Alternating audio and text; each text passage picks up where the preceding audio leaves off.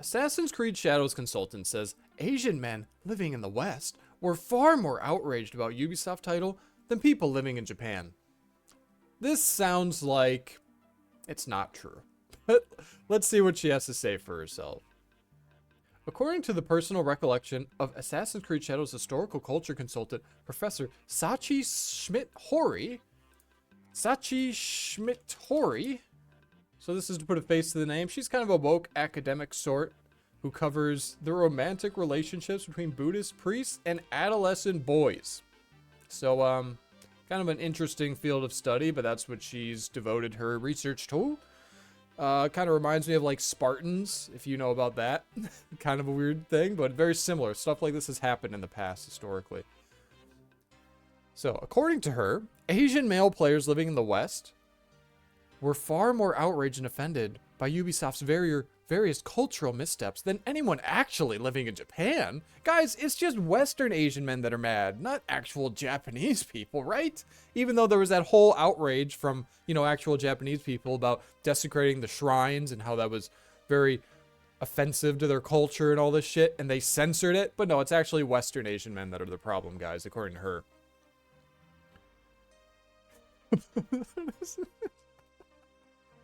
This is an ad? Oh my god. The lack of self-awareness. I thought this was like a skit, like a parody, but that's an ad. Professor Schmidt-Hori, who currently holds a position as the Associate Professor of Japanese Culture and Literature at Dartmouth and served as the game's consultant in pre-modern Japanese culture and language, reflected on her experience both working on Shadows and weathering its discourse during a recent post-release interview given to Eurogamer Editor-in-Chief Tom Phillips. Speaking to contributions to Yasuke and Naoi's adventure, Schmidt-Hori began by admitting how, initially, I think they didn't know how useful I would be. Okay, well, immediately, she has an ego. Particularly as she said, particularly as she didn't know any of the background, the backstories. Okay, that's great. Get a consultant that doesn't actually know anything. They just asked me to conduct some research, and I agreed to do it. Oh, okay, so why did you hire her? You could have just hired a random bum to browse Reddit or whatever she's doing. Recalling that her time with the Ubisoft team began with her being assigned to small projects, usually fact-check related. Fact-check related, huh? Couldn't have fact-checked Yasuke? That a black samurai running around massacring Japanese people? You couldn't have fact-checked that? Sometimes they'd send me photos of Buddhist temples that exist in today's Japan and ask me to verify if something similar could have existed in the 16th century. Or they'd ask me about, like, how certain groups of people were treated in the period. It was the kinds of things you cannot just Google. I mean, you probably could just Google it and find, like, academic articles on it, but sure. You can't just Google it, according to her. After proving herself knowledgeable, and if you don't know what I'm talking about, it's Google Scholar. It's different. Schmidt-Hori was eventually asked to revise Shadow's script for, per Phillips, historical inaccuracies and inconsistencies, as well as anything that could be deemed culturally insensitive. To this end, the professor admitted that sometimes we had to compromise, though she claimed this usually only happened in regards to less glaring details. So what this sounds to me is she sounds like she's filling the role of like a Sweet Baby Inc. consultant, only she's Asian. So I'm kind of getting those vibes, not gonna lie. For an example of such a compromise, Schmidt-Hori pointed to Naoi's father, Fujibayashi Nagato, and revealed Nagato is not his name, but rather Nagato is the province of which he was the governor, so his real name would be Fujibayashi Nagato no Kami, something something. Okay? From here, the academic and her host turned the conversation to the backlash leveled towards both the game itself and its individual staff, her included, as she was explicitly featured and named in Ubisoft's initial pack of press materials over both Shadow's mishandling of its setting and its featuring Yasuke as a playable lead. Now, this is the meat of the article. This is what I wanted to get to. Because, yeah, she is at the center of it. She is to blame. She is the fact checker. She is the academic. And yet, Yasuke is still in this game as a black samurai running around massacring Japanese people. Just killing the puny Japanese people because he's a big black samurai. Because that's probably the Asian female fantasy, let's be honest.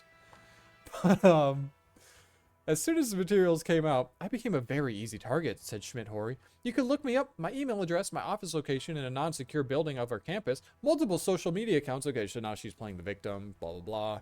Don't really care. I was just so surprised, she said, but now looking back, I can kind of understand what happened.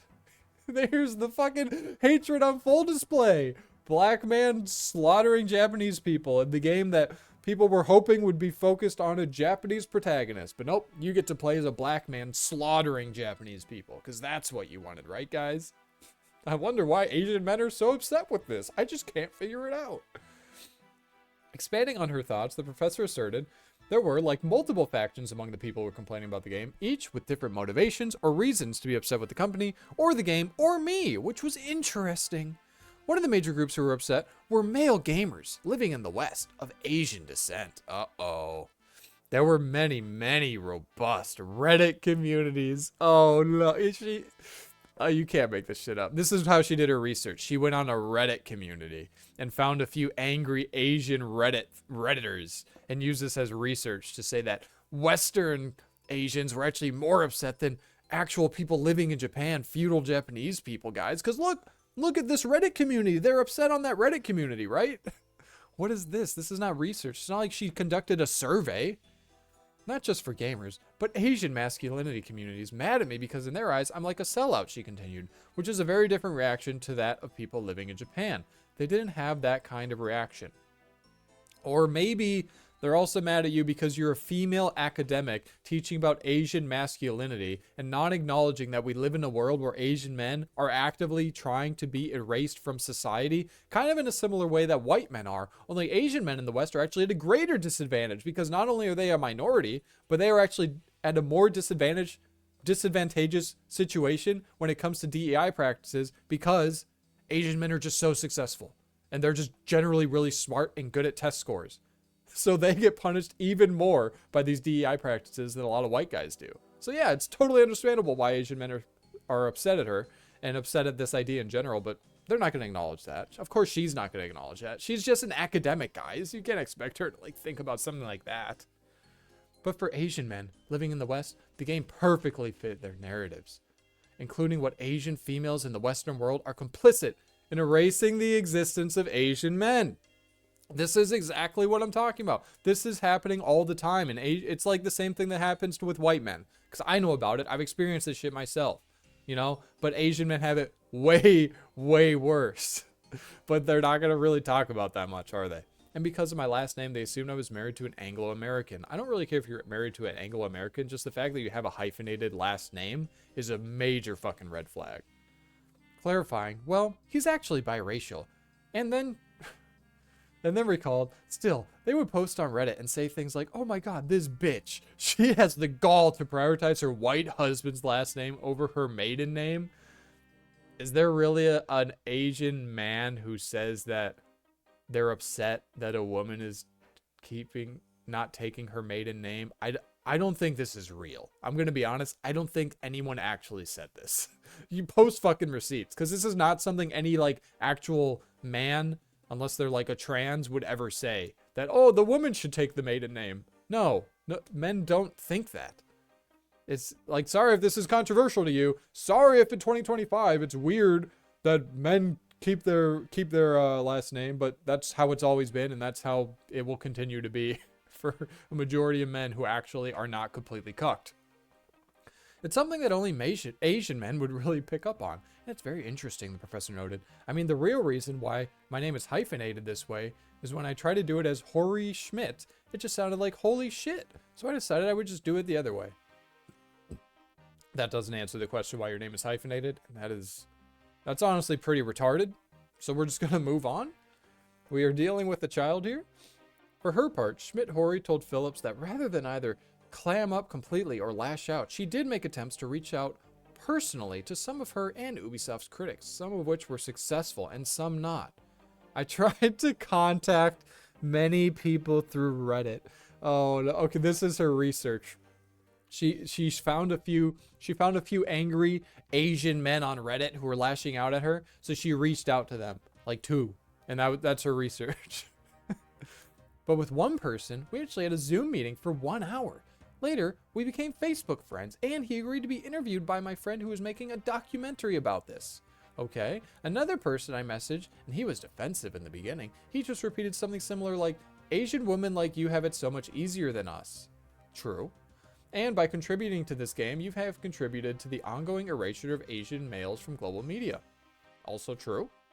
Well, I told him, that is the kind of stuff I teach in my classes. That I'm a faculty member in the Asian Studies department. I talk about Asian masculinity. She talks about, she never mentioned this in any of her studies. I don't think she actually talks about this. I think she was just trying to talk this dude down from being so defensive. I asked him, why are you attacking me? I'm trying to educate the general public about people like you. See, you're the bad guy, evil Asian man. I'm trying to educate the world about why are you lashing out at me? Why are you being so mean to me? Like, what? If someone messaged me like this, I would say, you're a fucking psycho bitch. Leave me alone. Like, what are you talking about? I'm just trying to educate the world about you. No, that's insane. That's fucking crazy. However, other than Western-based Asian males, Schmidt-Hori found that perhaps her most vocal group critics were general anti-DEI people, who she believed just seized the opportunity and utilized the lament of the Asian men. It's white supremacy. No, you can't make this up, guys. It's actually all this hate over this game, putting a black man as the protagonist, slaughtering Japanese men in feudal Japan. No, the problem behind all this is white supremacy. Yep, it's actually white supremacists that are the problem, guys. That you can't make this shit up. Nationalist ideology couched as being sympathetic. White supremacists tend to use Asians or Asian Americans as tools to oppress black people, Latinos. It's very, very typical, and it's unfortunate that some Asian Americans also became sympathetic to white supremacy through this. I mean, this is just insane, like psycho woke leftist talk. Not too surprising considering that she's an academic, and this is what academics are, especially an Asian female academic. It's kind of to be expected, but I didn't expect her to be so mask off. Like, the mask is off. Your game is clear. You're blaming this on white nationalist supremacists. Like, what is wrong with you? Just don't. It's simple. Just don't make the protagonist in an Assassin's Creed game that's finally centered in feudal Japan. Don't make him a fucking giant black dude slaughtering Japanese people in Japan. Maybe don't do that. Maybe you should have just made him a Japanese dude. Problem solved. But no, guys, all of this is actually because of white supremacy. That's why this is all happening, according to her. While she did try to reach out to some of these anti-DEI individuals, the professor admits that she did not attempt to argue over the historical veracity of the Yasuke was a samurai claims. Yeah, because he wasn't. He was, basically, if you don't know, Nobunaga just kind of kept him as a pet. Because he thought he was interesting. Because he was like the only fucking black dude in Japan. So that's why. He wasn't a samurai. He wasn't a he wasn't a badass black ass. He wasn't a badass black samurai. God. No. He wasn't. He was just a random black dude in Japan. I think he was traded over there. I don't remember exactly how he got there. But yeah, he just kind of kept him because he thought he was interesting. And Nobunaga liked to collect interesting, unique things. And considering he was the only black dude in Japan at the time, he was pretty unique and interesting to them. But yeah, of course, you don't want to fact check that claim. Of course, you don't want to fact check that one. As she believed, a majority of the discourse was based in emotion rather than logic, and therefore ultimately futile. Oh yeah, because people have an emotional response to just making up bullshit like this. So therefore, you can't actually engage with it, because it's not logical. It's just emotional, guys. This bitch is actually... You can't make this shit up. This is like everything I hate from these, like, we'll call them college-educated, woke DEI liberal types. This is like everything I hate about them, and she is perfectly encapsulating it right here. I could make a perfect argument to prove something is correct, and they will still use something else to complain about the game or society, she affirmed. Well, apparently not, because you're not making any argument against the claim that people are actually upset over. Fucking Black Samurai. But you just completely countered yourself in the next sentence. She affirmed the reasoning doesn't matter. They're unhappy and need to blame it on someone else. Okay, so now she's being a victim again. Yet Schmidt-Hori says she faced more resistance from this group than the other due to their belief that she was someone who promotes child molestation. I mean, her studies did cover that. And you know these woke leftist types, I don't want to be the one to say it, but minor attracted person? Really? You guys are the type that were pushing this language. We just call them fucking pedos. Like, you guys are the ones that are like, no guys, they're just minor attracted people. That's the leftist language. Maybe that's why people think you promote shit like this. Maybe it has something to do with that. I wrote a research book about transgenerational male-male love in medieval Buddhist monasteries, and they must have felt like they just dug up a gold mine, she explained. In the US, a favorite announcement of the far right is that the left, including people like Hillary Clinton, run child molestation rings. And there I was, this woke so-called academic who wrote this book. I mean, hey, she said it, not me, but is she wrong? Is this wrong? So, someone in the comments, tell me if this is wrong, because I feel like this might not be wrong. I feel like there might be some truth here. While Schmidt-Hori's books, Tale of Idolized Boys, Male-Male Love in Medieval Japanese Buddhist Narratives, does in fact explore a nuanced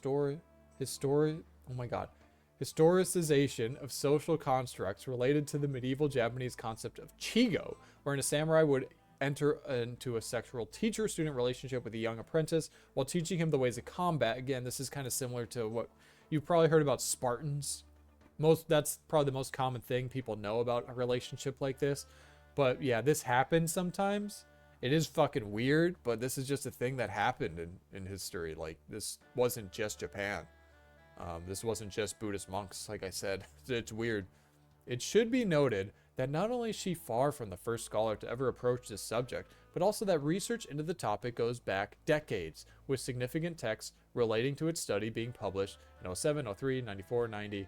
It is fucking weird how she chose this as her topic. You know, it is kind of fucking weird. But we're just going to move on past that.